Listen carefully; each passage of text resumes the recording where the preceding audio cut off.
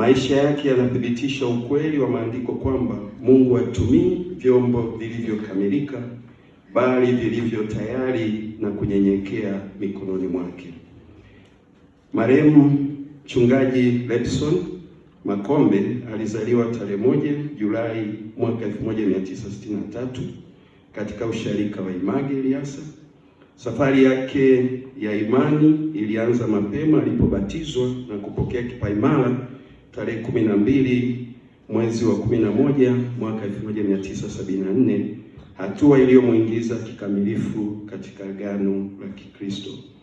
Tangu hapo maisha yake yaliwekwa juu ya msingi wa Kristo, msingi uliomshika katika nyakati za nguvu na hata katika nyakati za udhaifu.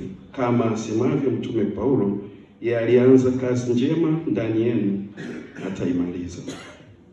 Alipata elimu ya msingi katika shule ya msingi Liasa mwaka 1972 hadi 1978, na mwaka 1981 akiwa kijana mwenye moto wa Injili alianza mazoezi ya uinjilisti Mbigili, kisha akaendelea na masomo ya uinjilisti Kidugala mwaka 1982 mpaka 1985, pamoja na mazoezi ya mwaka ndani ya miaka hiyo.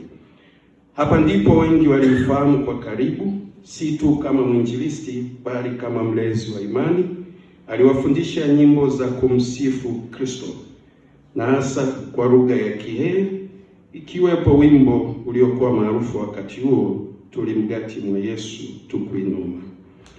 Kwa ujasiri na unyenyekevu alihubiri Injili katika mazingira magumu ya mchanganyiko wa kiimani na kijamii.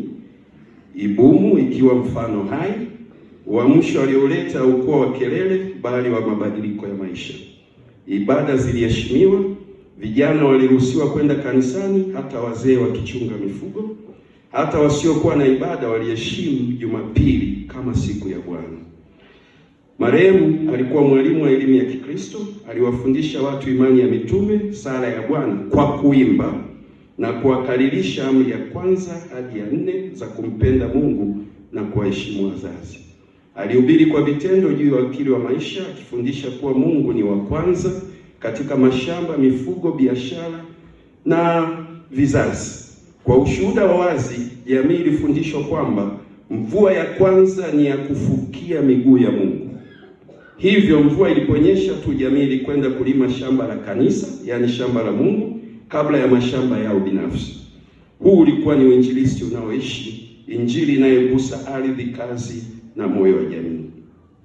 Baada ya kujiunga na darasa maalum la uchungaji lililokuwa usharika wa Kiesa mwaka 1987 mpaka 89, alibarikiwa rasmi kuwa mchungaji tarehe 26 mwezi wa 11 mwaka 1989 katika usharika wa Kiesa.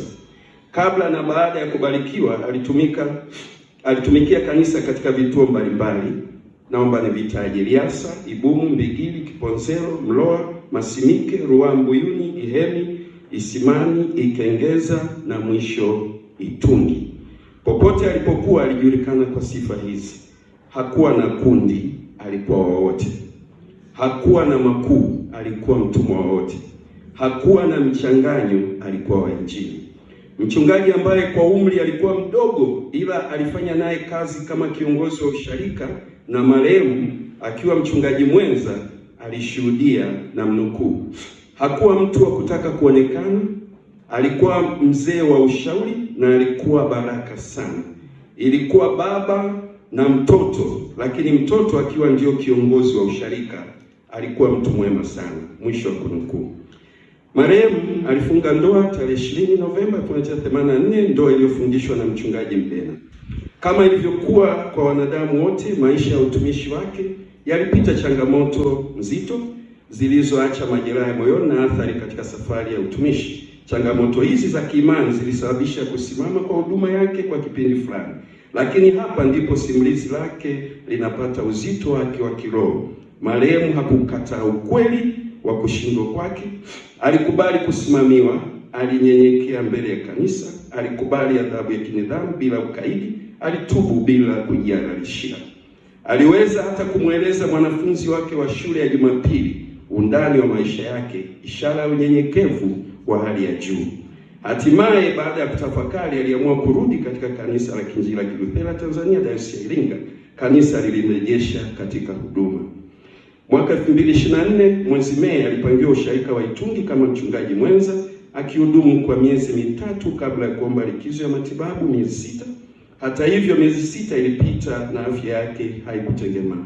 Alipata matibabu katika hospitali za Aga Khan, Ikonda na Ipamba, lakini afya yake haikutengemaa. Hatimaye tarehe 7 mwezi wa pili 2026 aliitika wito wa Bwana na kumaliza mwendo wake wa hapa duniani. Nimevipiga vita vizuri, mwendo nimeumaliza, imani nimeilinda. Urithi wa kiroho na usia wa maisha. Marehemu ameacha watoto 5: Tito, Abiudi, Enoch, Elizabeth na Alda, pamoja na wajukuu 5. Lakini zaidi ya yote ameacha urithi wa kiroho unaofundisha kwamba toba ni mlango wa neema. Unyenyekevu humpandisha mtu mbele za Mungu. Mungu hutumia waliovunjika kuonyesha utukufu wake. Kama alivyosema Agustino wa Hippo, kanisa si mkusanyiko wa wakamilifu, bali hospitali ya wenye kujeruhiwa. Marehemu Mchungaji Lebson Makombe alikuwa mwanadamu mwenye udhaifu, lakini juu ya yote alikuwa mtu wa toba, unyenyekevu, imani thabiti na neema.